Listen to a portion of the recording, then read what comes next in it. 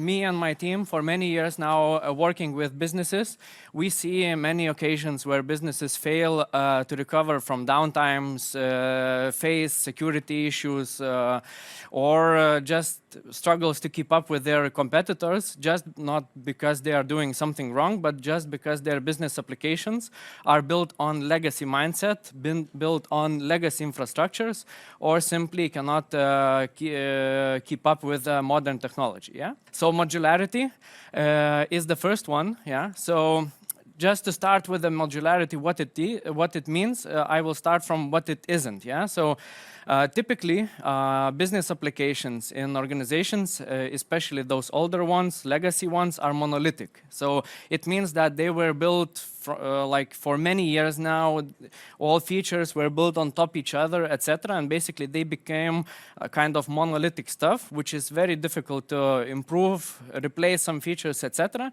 So basically, those monolithic systems are usually the major blockers for business agility and growth. So the solution for such business issues is to use structured apps as collections of microservices or containers, to use modern container management solutions such as Kubernetes, Amazon, Microsoft Azure, or Google container services, so that those applications would become more flexible, more agile, and based on microservices and containers. The next capability is elasticity. So when talking about elasticity, or sometimes called scalability, basically lack of scalability in business applications usually leads to lost business applications or underutilized resources. So not less important as the growth together with demand is to be able to shrink down the IT costs when some crisis happens. Yeah, for example, this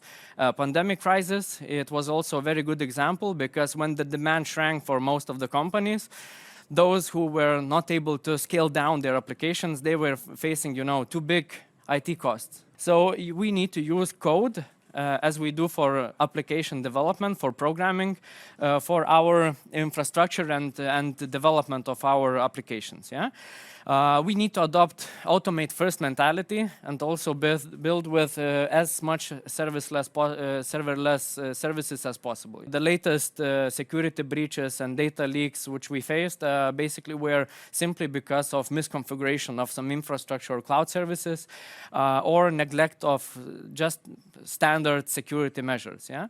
So it's because most of the companies treat security, at least the legacy ones, treat security as some kind of afterthought. It's basically implemented at the very last stage of application development, or even when it's already deployed on production environment. So it's similar to, building a house with a paper-thin walls and then trying to secure it with very fancy fence. Yeah. So what we need to do, actually, we need to embed security and compliance across the entire app lifecycle. So not to the very end of operations, but basically to the very beginning of design and development. Also, I mentioned misconfigurations of cloud services, etc. I don't say that businesses should not use cloud. Opposite, I encourage them to use it, yeah. But businesses need to understand the security in the cloud and basically share the responsibility model, where the responsibility of trusted cloud vendors stops and where we should take care of our data in the cloud. The solution is for us, when we are designing and planning and building applications, is to think not only about availability of application, but also about resiliency.